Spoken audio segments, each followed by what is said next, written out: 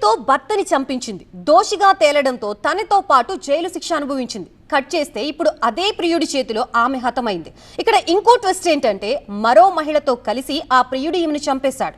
నాగర్ కర్నూలు జిల్లా బిజినేపల్లి మండలంలో ఈ దారుణం చోటు చేసుకుంది. మొక్కజొన్న కంకుల్లో మహిళ మృతదేహం దహనమై కనిపించింది. హత్య చేసి ఆనవాళ్లు లేకుండా చేసే ప్లాన్ చేశాడు దుండగుడు.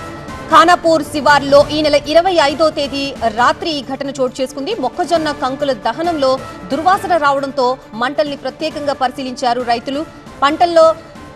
పంటలోని ఆ మంటల్లో మహిళ చెయ్యి గాజులు గుర్తించి వెంటనే పోలీసులకి సమాచారం అందించారు. మృతదేహం దాదాపు 98% కాలిపోయింది. ఆధారాలు సేకరించిన పోలీసులు డెడ్ బాడీ ఖానాపూర్ గ్రామానికి చెందిన పార్వతమ్మదిగా గుర్తించారు. పార్వతమ్మని ప్రియుడు రాములు మరో మహిళ కలిసి హత్య చేసినట్లు అనుమానాలు వ్యక్తమవుతున్నాయి. గతంలో ప్రియుడు రాములతో కలిసి భర్తని హత్య చేసింది పార్వతమ్మ. రాములు పార్వతమ్మ ఇద్దరు కొన్నాళ్లు జైలుకు వెళ్లొచ్చారు. గడిచిన కొన్ని రోజులుగా ఆర్థిక విషయాల్లో పార్వతమ్మ రాములు మధ్య గొడవలు జరుగుతున్నాయి. హత్య వెనక రాములతో పాటు మరో మహిళ ఉన్నట్లు గుర్తించారు పోలీసులు. దానికి సంబంధించిన ఆధారాలు సేకరిస్తున్నారు.